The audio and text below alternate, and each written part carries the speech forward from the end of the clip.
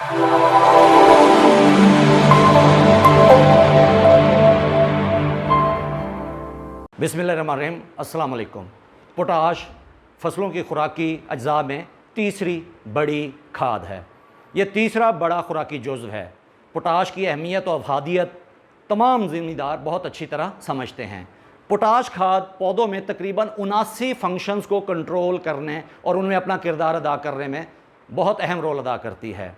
इसके अलावा पोटाश खाद क्वालिटी न्यूट्रिएंट के नाम से भी मशहूर है। पोटाश पौधों के पत्तों के अंदर मौजूद सुराखों को खुलने और बंद होने के निज़ाम को भी कंट्रोल करती है। इसके अलावा पोटाश खाद एज ए कैरियर पौधों की जड़ों में और पत्तों में जो खुराक मौजूद होती है, एज ए कैरियर उसको उसके मतलूबा मकाम तक पहुंचाने में अपना किरदार अदा करती है। इसके अलावा पैदावार की क्वालिटी, उसकी शेल्फ लाइफ, उसकी रंगत, उसमें खुशबू और उसकी पैदावार की मिकदार में भी अपना किरदार अदा करती है। पोटाश खाद पौधों में कुव्वत मुदाफ़ियत पैदा करने वाला सबसे बेहतरीन जुज़्व है। असल बहस ये है कि हमें कौन सी पोटाश खाद इस्तेमाल करनी चाहिए, क्योंकि पोटाश खाद मुख्तलिफ़ शक्लों में और मुख्तलिफ़ फार्मूलेशंस में मौजूद है। अगर हम गौर करें तो हमारे यहाँ तकरीबन 4 बड़ी अक़साम की पोटाश खाद मौजूद है।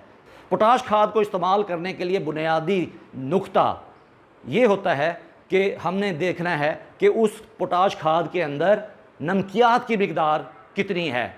पोटाशियम क्लोराइड में नमकियात 1.93 salts per unit of nutrient मौजूद होते हैं, इसलिए पोटाशियम क्लोराइड को अच्छी खाद तस्वुर नहीं किया जाता।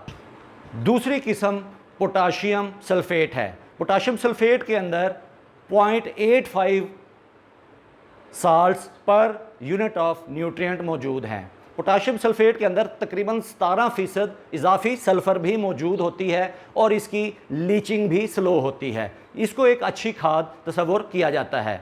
तीसरी किस्म पोटाशियम नाइट्रेट है। पोटाशियम नाइट्रेट के अंदर 2.44 salts per unit of nutrient मौजूद होते हैं और इसमें नाइट्रोजन भी इजाफी तौर पर मौजूद होती है। पोटाशियम नाइट्रेट की लीचिंग भी स्लो होती है, लेकिन इसको आग बहुत जल्दी पकड़ लेती है या इसे बहुत जल्दी आग लगने की वजह से ये खाद मार्केट में आसानी से दस्तयाब नहीं होती। चौथी किस्म पोटाशियम फास्फेट है। इसमें नमकियात तकरीबन ना होने के बराबर हैं और इसके अंदर इजाफी तौर पर फास्फोरस भी मौजूद होती है। ये सबसे बेहतरीन अच्छी पोटाश खाद तस्वुर की जाती है।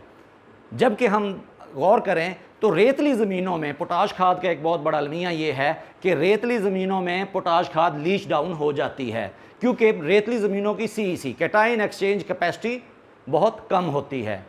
इसके अलावा पोटाश खाद के साथ पोटाश के साथ कैल्शियम और मैग्नीशियम भी कम्पीट करते हैं। आखिर में मैं एक बहुत ही अहम फार्मूला आपके साथ डिस्कस करूँगा।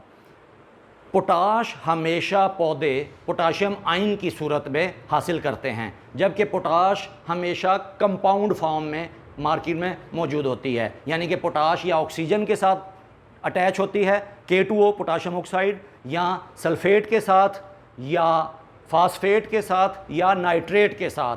लेकिन पौधा हमेशा पोटाश को आयनिक फॉर्म में, आयनी शक्ल में हासिल करता है। हमने किसी भी बैग में मौजूद पोटाश की असल मिकदार जो पौधों ने अपटेक करनी होती है, लेनी होती है, जो पौधों को दस्तयाब होती है, उसका तयन करना होता है। अमूमन पोटाश के बैग के ऊपर 50% पोटाश या 60% पोटाश लिखा होता है और उसके साथ पूरा K2O या पोटाशियम सल्फेट या पोटाशियम फास्फेट या पोटाशियम नाइट्रेट लिखा होता है। तो हमने ये देखना है कि उस बैग में एक्चुअल असल पोटाश आइंस या पोटाश जो पौधों को दस्तयाब होनी है उसकी कितनी मिकदार है। तो हमने उस 50 को या 60 को जो बैग के ऊपर लिखा हुआ है मल्टीप्लाई करना होता है 0.083 से। जब हम 50 या 60 को 0.083 से मल्टीप्लाई करते हैं तो आने वाला जवाब दरअसल वो एक्चुअल पोटाश की मिकदार होती है जो पौधों को दस्तयाब होनी होती है। लिहाजा किसी भी बैग में, चाहे वो पोटाशियम क्लोराइड हो, फास्फेट हो, पोटाशियम सल्फेट हो या पोटाशियम नाइट्रेट हो, उसके अंदर एक्चुअल अवेलेबल होने वाली पोटाश की मकदार का तयन करने के लिए उसे हमेशा हमने ज़रब देनी होती है 0.083 से और एक्चुअल मकदार का तयन कर सकते हैं।